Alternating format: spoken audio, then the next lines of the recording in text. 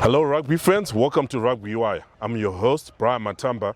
Today I'm joined with a special guest, FS Raiders Center, Nokutenda Shoriwa. Nokutenda Shoriwa, welcome to the show. Thank you for having me. Right, Nokutenda, you played for FS Raiders under 20.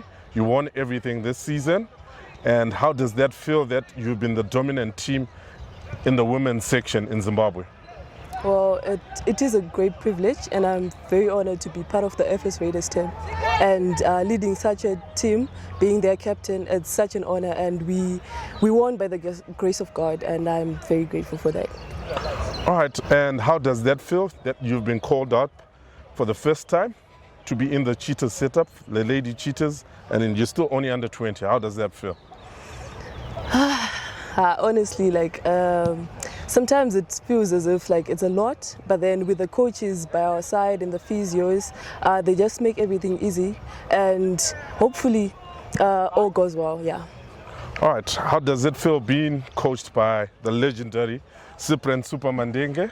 He's got a wealth of knowledge, a big rugby brain. How does that feel being under his wings so far? Again, it is an honor, and I am very grateful to be one of the players that are being coached by him. And I am very much learning a lot from him, yeah. And I'm hoping to use whatever that we're being taught on the field, yes. All right, just looking ahead, you're preparing for the Africa Cup Sevens, which will be held in Kenya, 14 and 15 November. 15 and 16. Oh, 15 and 16. Yes. I beg your pardon. Yeah. How will it feel if you eventually make the touring party? It will be a debut tournament for you at senior level. I'll be very happy. Of course, it will be, again, a lot to hold, especially as an under 20. But I believe with God, everything is possible. So, yeah, I'm hoping to be part of the team. Right, and since the tournament is very nearby, as a team, what are you aiming, given that the last tournament in Ghana, you didn't do too well as a team, but I know you're not part of it, yes. But I'm sure in the dressing room you have spoken about the upcoming tournament. Of course, we have spoken about it. I guess, yeah, of course we are hoping for the best. That's obvious. Everyone will always be hoping for the best whenever they go for a tournament. It will be very, wrong for one to hope for another outcome, yes. So I think maybe hoping for maybe top 5, yes. All right, Nokutenda, given that you're still under 20, what does it mean for the growth of the game in general for the women's side? Basically, it means that we as a team are going far because we see most of the teammates that are here are actually under 20. So it means that we have a brighter future ahead of us. Yes. All right, given also you'll be starting university in the following year, what does it mean to those girls that sometimes give an excuse of not taking up the sport, that sometimes education is hindrance, but you are managing already before you start university to balance the rugby side and the education side? That excuse, honestly, I used to have it as well when I was in Form 1. But then my mom actually said, no, sports actually help your brain to be active, especially in the classroom. So I was like, let me just try rugby. And I went for rugby. And actually, I had great passes, both Form 4 and Form 6.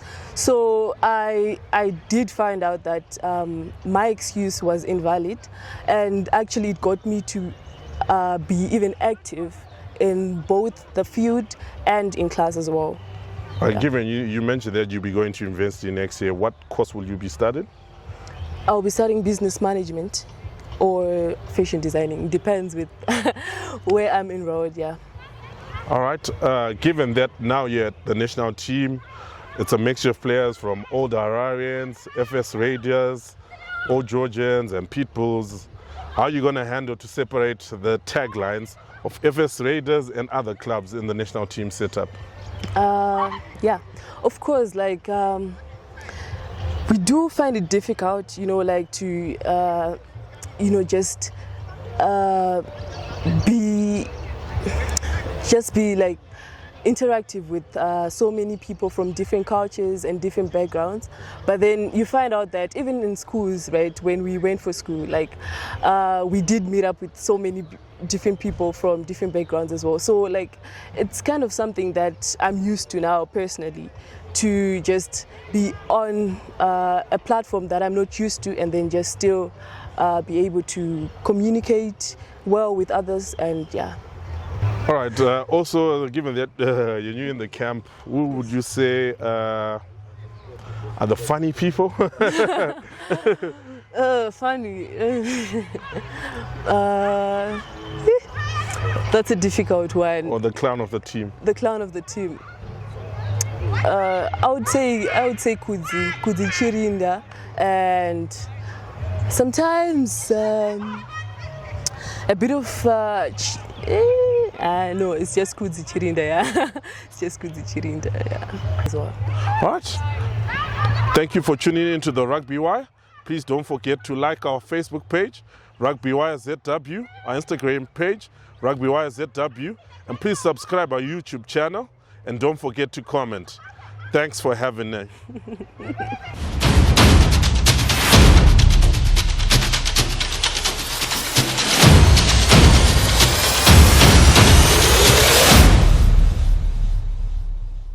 Hello Rugby fans, welcome to the Rugby Wire. I'm your host, Brian Matamba. Thanks for tuning in, and please don't forget to like our Facebook page, Rugby Wire ZW, our Instagram page, Rugby Wire ZW, and don't forget to subscribe our YouTube channel, and please don't forget to comment. It's your comments that makes the show better. Today I'm joined by none other than the legend, Cyprian Supa Mandenge. Is no stranger in rugby. He has saved the game for a long time, and today we're going to talk about the upcoming Africa Sevens qualifiers and what he's been doing with the girls ahead of the tournament in Kenya. Coach Cyprian, welcome to the Rugby Wire. Thank you. All right, Coach Cyprian, we want to start. You're part of the Sabres back in the days, and you're part of this long journey that helped us to initially qualify after 3 decades. What was going through your mind that day when you watched that game and we eventually got to the line? Yeah, well, what we've been doing over the years is for us to qualify. So as we were preparing even from last year, and everything, the work that has been put in from Dawson, from Pete Bernard, I had confidence that we were going to do it. But midway through the Namibia game, I was getting jitters because I think they were coming hard. But the boys pulled through, and I think it was the best day for me in my whole rugby career. Much as I was not part of it as a technical team, being a rugby person, a sports person, I was very happy. I'm still happy up to now, and I wish the boys all the best. Bernard and the boys have put in a lot of work into it, and yeah, they deserve to be where they are now. All right, let's focus now at the women's side. What made you take this job to be the Lady Cheetahs coach? I'm a servant of the game. I mean, from the time I started playing, I played for just passion. Then when I got injured, I started getting into coaching, and I've coached, I mean, I've gone up the ladder from the very bottom, coaching clubs, coaching under 21s with Coach Sykes, learning from the best, Coach Sykes and Coach Brighton, Coach Jones, all those guys. Dawson is one man who really put me under his wing for me to get to where I got to, where I am now. So when the nation asked me to help with the ladies, at the time I'd said, well, I've done my bit. Maybe just concentrating on grooming talent at schoolboy level. But when I was asked to take up the job as a seven of the game, I just said, yeah, I'll take it. I'll do my best, like always.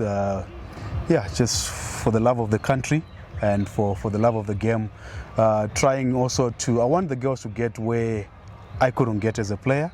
I see a lot of potential in the girls, and I thought the country believed in me, so I can't say no to an opportunity and turning down people that have given me an opportunity. All right, what are you hoping to achieve with the Lady Seven Cheetahs as a coach?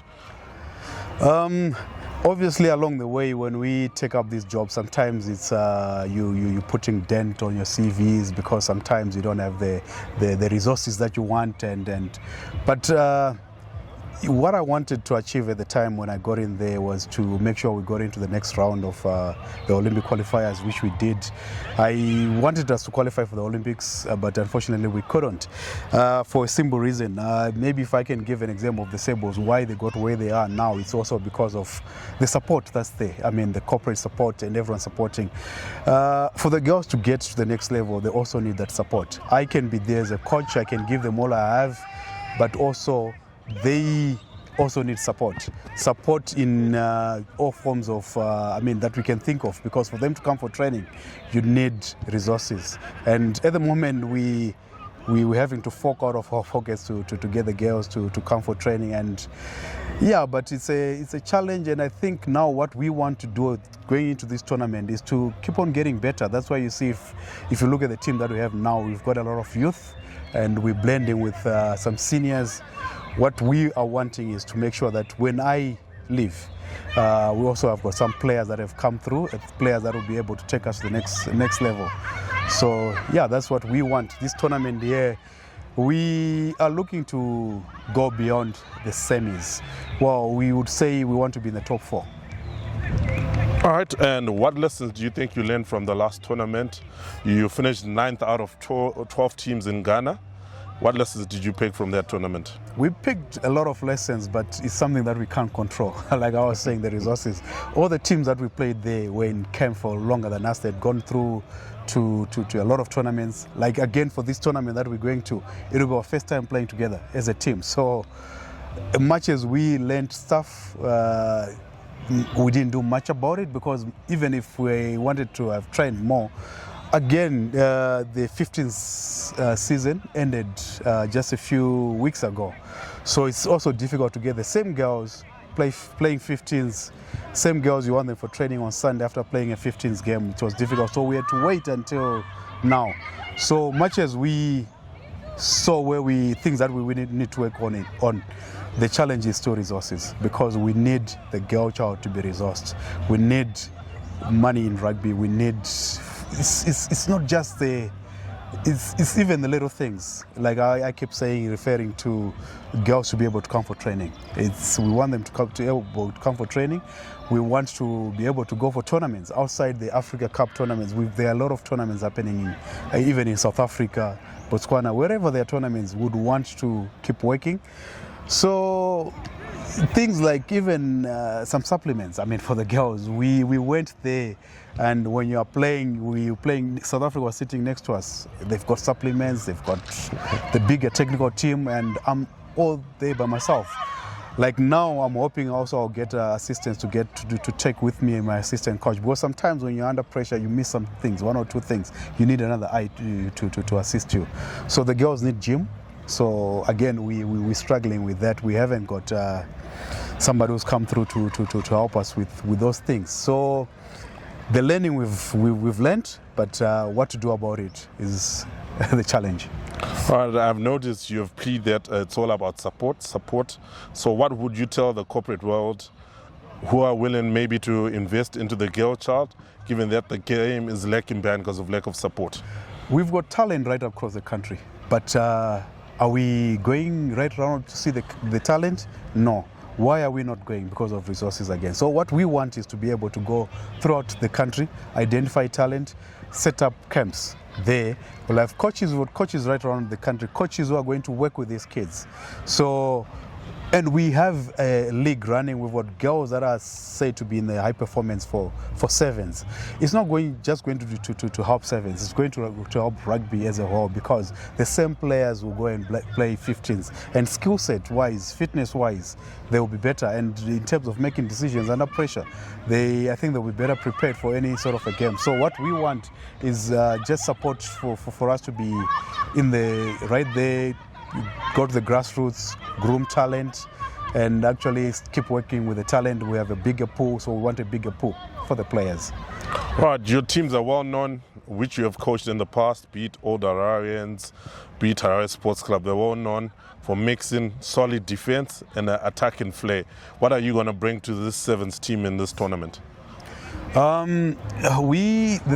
Because of time, we're taking it a day at a time. So what we're working on now is to make sure that we've got with sevens, just like with any rugby, form of rugby, possession is crucial. So the one thing that we're working on more is to retain possession.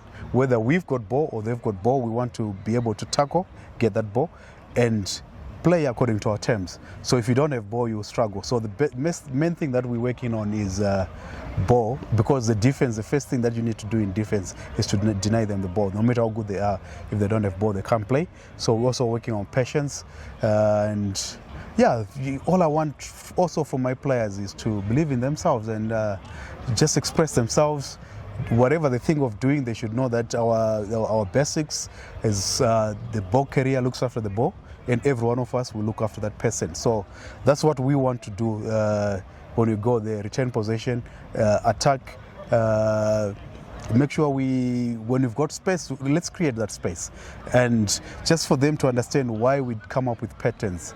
Once they understand that, they'll be able to identify gaps and then attack the gaps. Because sometimes we create that space, or sometimes we overdo things when space is there already. So they need to know all those things, that we can be able to play just even from one phase and score if there's space. So yeah, it's patience that we're working on and retaining possession. When we don't have ball, we want to have patience, put them in a corner, and then try and not allow them to come out of that corner and hustle. So Coach Supa, how motivated is this team going into this tournament? Much as we've got talent, the challenges with the resources, the girls, because we've had a feedback session after the tournaments that we've had, and we've said to the girls, let's have an introspection and let's be honest with ourselves. So the one thing that we have asked the girls to do is to make sure that everything that they're doing, we're doing it for the country. We're representing even the old gogo in the rural area who doesn't know anything about rugby. So that on its own, that we're representing the whole nation of Zimbabwe, is one thing that we're using to communicate with the girls, and also opportunities. If you play well, who knows, maybe there are scouts out there who are looking, and you get to go and play overseas. So the one thing that I keep telling all my players that I've coached is all you should be able to do is, when you walk off the park, you should be able to say to yourself, I've done everything I could have done. So we want to wear the jersey with pride, defend the badge that we're carrying with pride. And yes, if we're going to open doors for the other kids that are coming after us, let it be. If you look at the Sables right now, it's not the guys that started the journey that are benefiting now. It's some other guys that have come in that are benefiting, and some of the guys that made us went to the World Cup might not go to the World Cup. The other guys will go. So that's the same attitude that I'm trying to instill in my girls, that whatever we're doing, it's not about us. It's about the country and growing the game. We win this game for the love of it, and we want to make the game go to the next level. So that is the talk that we've been having with the girls. Given that of lately with Zimbabwe Rugby, currently the AMC is the committee which is in charge of the game. Have they poured any resources to the Lady Cheetahs ahead of this tournament? Yeah, well, they're running around, and we've been having these discussions. They know our challenges. They are very well documented.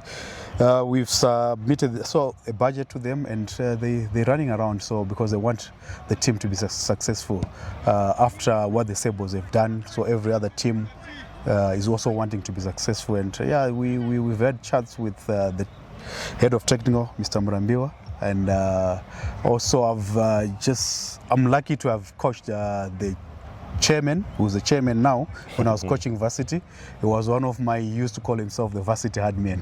so yeah, he's a person that I can talk to directly as well. But obviously I use the proper channels, not just to be picking up a call and call him, but to use the proper channel who I talk to my manager, and then talk to Jaws, who we report to as the head of technical. All right, ladies and gentlemen, this was the legend, Cyprian Supa Mandenge. We're chatting about the upcoming Women's Africa Sevens, which will be held in Kenya on the 15th and on the 16th of November. And he was just explaining the preps and what's in store on the upcoming tournament. And he hopes that the Cheetahs this time will go the distance, the Lady Cheetahs. Thanks for tuning in. This has been the Rugby Wire.